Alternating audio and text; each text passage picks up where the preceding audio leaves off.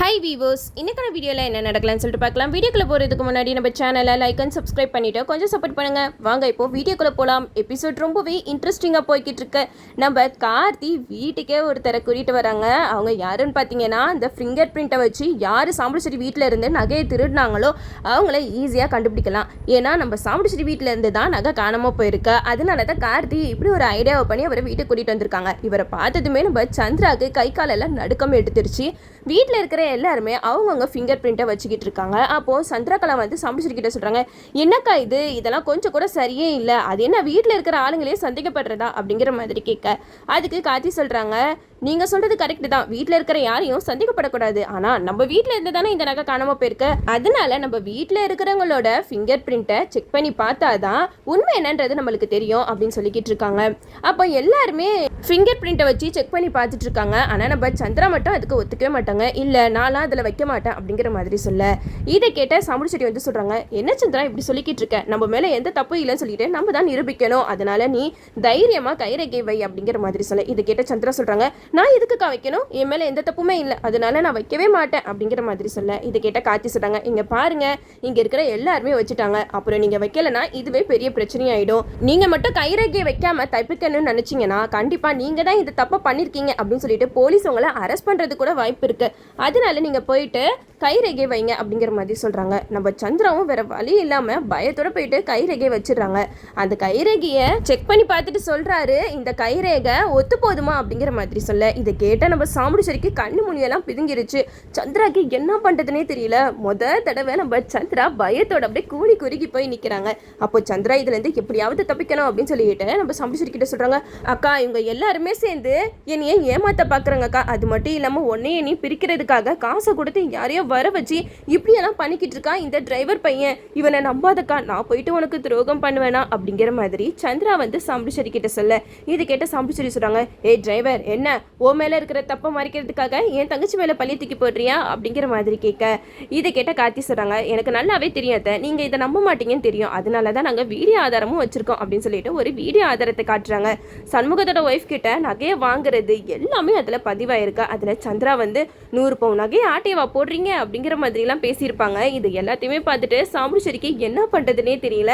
அப்போது நம்ம சந்திரகலா வந்து இதையும் மடக்கி பிடிக்கிறதுக்காக சாமுடிச்சேரி கிட்ட ஒரு கதையை சொல்கிறாங்க, அட பாவீங்களா, இது எல்லாமே நீங்கள் போட்ட திட்டம் தானா, நான் என்னோட அக்கா மாட்டிக்க கூடாதுன்னு சொல்லிட்டு அவகிட்ட போயிட்டு இருந்த நகையெல்லாம் வாங்கிட்டு வந்து ஒப்படைக்கலாம் தான் இருந்தேன் அப்படிங்கிற மாதிரி சொல்ல, இதை கேட்ட மயில்வாகனம் சொல்கிறாங்க, சின்னத்தை நீங்கள் இப்படியெல்லாம் பிளேட்டை மாற்றி போடுவீங்கன்னு எங்களுக்கு நல்லாவே தெரியும், அதனால தான் இதை விட பெரிய ஆதாரம் வந்து நகை வச்சிருக்கோம் அப்படிங்கிற மாதிரி சாமுடிச்சேரி கிட்ட சொல்கிறாங்க. இது கேட்ட சந்திரா வந்து சொல்கிறாங்க, அக்கா இவங்க யாரையும் நீ நம்பாத, உன்கிட்ட இருந்து என்னை பிரிக்கிறதுக்கு இவங்க முடிவு பண்ணிட்டாங்க அப்படிங்கிற மாதிரி சொல்லும்போது சாமுடிச்சேரி சொல்கிறாங்க, சந்திரா நீ பேசாமல் கொஞ்ச நேரம் அமைதியாக இரு, அப்படி என்ன நீங்கள் ஆதாரம் வச்சுருக்கீங்க, இன்னொரு ஆதாரத்தை காட்டுங்க அப்படிங்கிற மாதிரி சொல்லும்போது நம்ம கார்த்தி வந்து சிவனாண்டிக்கு சந்திரகலா ஃபோன்லேருந்து ஃபோன் பண்ணுறாங்க. அப்போது நம்ம சிவனாண்டி வந்து சந்திரா கிட்ட பேசுகிறாங்க, என்ன சந்திரா அங்கே எல்லாமே நார்மலாக தானே போய்கிட்டு இருக்கு, உங்கள் அக்காவுக்கு நம்ம பண்ண வேலை எதுவும் தெரிய வரல அப்படிங்கிற மாதிரி சொல்லும்போது இதை கேட்ட சாமுடிச்சேரிக்கு தூக்கி வாரி போட்டுருச்சு. சந்திராக்கு இப்போ என்ன சொல்லி தப்பிக்கிறதுனே தெரியல. இவ்வளோ நேரம் எல்லா பள்ளியையும் திருப்பி திருப்பி கார்த்தி மேலே போட்டுட்டு இருந்த சந்திரா இப்போ லைவாக நம்ம கார்த்தி வந்து எல்லா உண்மையுமே நிரூபிச்சிட்டு இருக்காரு. இது கேட்டதுமே நம்ம சந்திராக்கு என்ன பண்ணுறதுனே தெரியல. சாமுடிச்சேரி பலார்னு சந்திரகலாவை பயங்கரமாக போட்டு அடிக்கிறாங்க.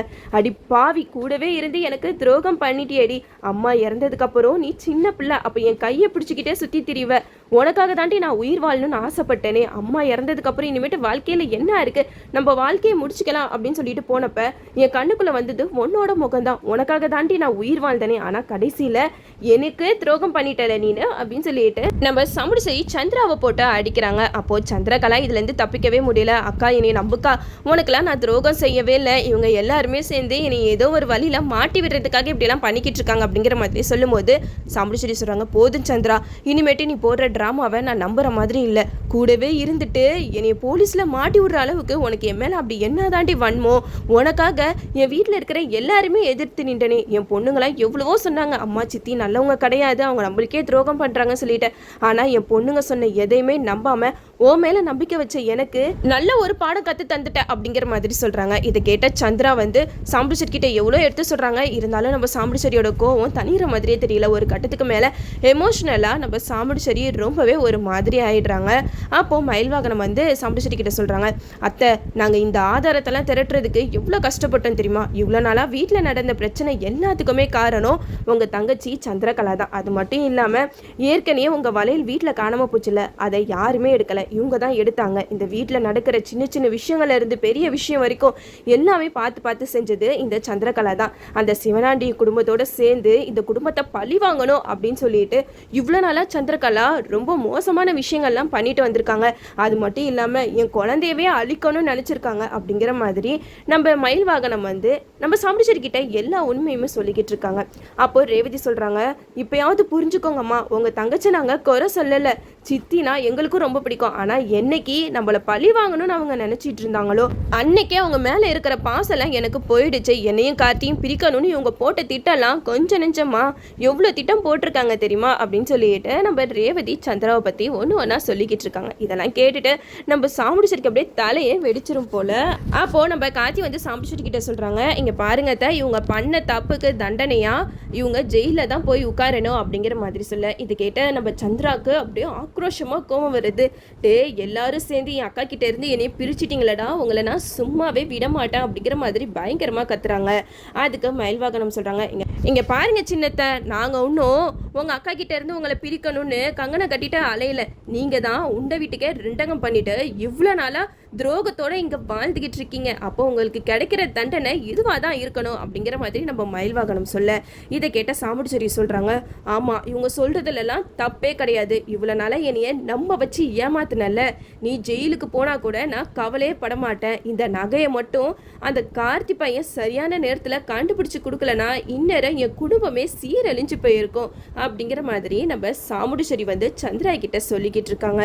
அப்போ தான் கார்த்தி வந்து சொல்கிறாங்க, இங்கே பாருங்க, நீங்களாம் இவ்வளோ ஃபீல் பண்ணுற அளவுக்கு இதெல்லாம் வர்த்தே கிடையாது. இவங்க செஞ்ச தப்புக்கு சரியான தண்டனை தான் கிடைக்கும், நீங்கள் எதுக்குமே கவலைப்படாதீங்க அப்படிங்கிற மாதிரி சொல்லிக்கிட்டு இருக்கும்போது சாமுடிச்சேரி சந்திரா கிட்ட சொல்கிறாங்க, இங்கே பாரு சந்திரா, இனிமேட்டே எனக்கு தங்கச்சின்ற ஒரு உறவே கிடையாது, அவ என்னைக்கோ செத்து போயிட்டா அப்படின்னு சொல்லிட்டு நம்ம சாமுடிச்சேரி வந்து சந்திராவை பார்த்து சொல்கிறாங்க.